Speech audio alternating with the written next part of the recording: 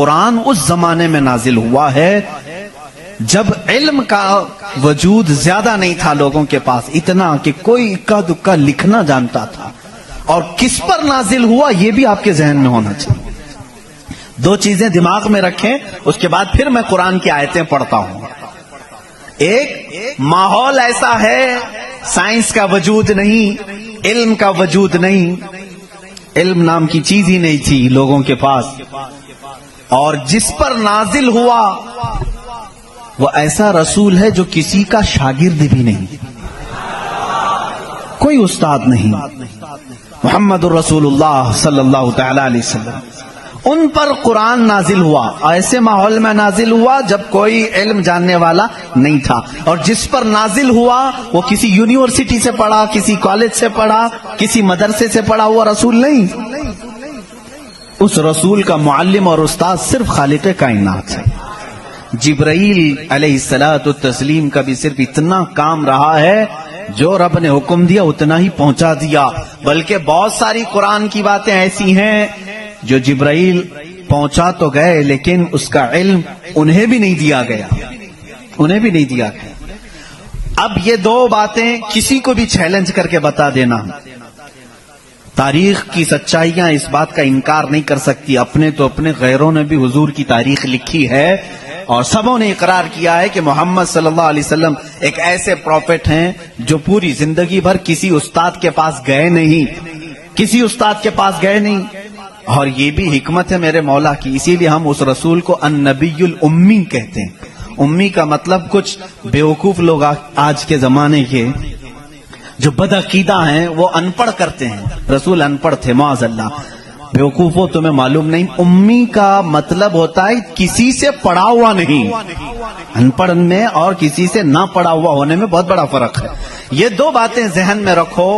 قرآن کس ماحول میں نازل ہوا اور جس پر نازل ہوا وہ کسی کا شاگرد نہیں. اب اس کی باتیں جب ہم بیان کرتے ہیں سائنسدانوں کی آنکھیں پھٹی کی پھٹی رہ جاتی ہیں.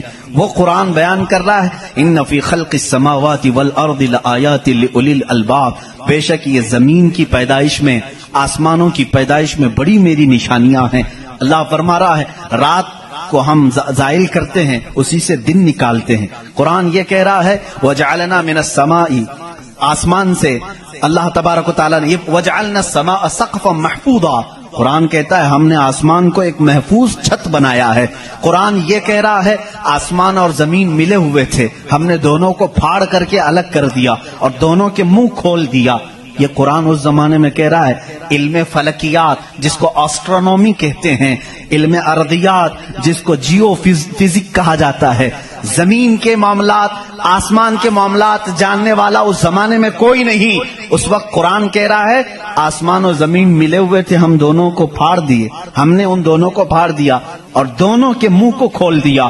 اب کا سائنس کہتا ہے زمین و آسمان کو دیکھنے کے بعد ایسا لگتا ہے کہ یہ گیلیکسی میں ملا ہوا ایک سیارہ تھا اور یہ پھر زمانے کے بدلتے بدلتے آسمان الگ ہو گیا، زمین الگ ہو گئی. اب کا سائنس یہ کہتا ہے. اور پھر یہ بند نہیں ہے جیسے ہماری چھت بند ہے، اوپر سے پانی ڈالو تو نیچے کچھ نہیں آئے گا، نیچے کے فرشی بھی بند ہے، نیچے زمین سے کوئی چیز یہاں مسجد میں نہیں نکلے گی.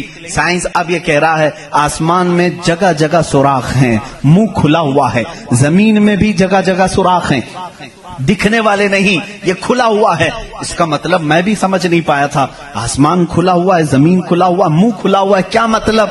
کہا کہ اللہ تعالیٰ جب چاہے آسمانوں پر پانی ڈالے تو اپنا منہ کھولتا ہے، بارش برستی ہے. اور زمین کا منہ کھلا ہے، اس کا مطلب یہ ہے تم جہاں پر بھی جتنی گہرائی میں بھی زمین کے بیج ڈالو، اس کا منہ کھلا ہے، وہ سینہ پھاڑ کر باہر آتا ہے. اگر زمین بند ہوتی تو کوئی چیز زمین سے باہر نہیں نکلتی، زمین سے کوئی چیز باہر نکلتی ہے، اس کا مطلب ہے کہ ان کے منہ کھلے ہوئے ہیں. سائنس نے اب بھی کہا کہ آسمان کا منہ کھلا ہوا ہے، زمین کا منہ کھلا ہوا ہے. قرآن کس ماحول میں نازل ہوا ہے؟ جب سائنس کا وجود نہیں.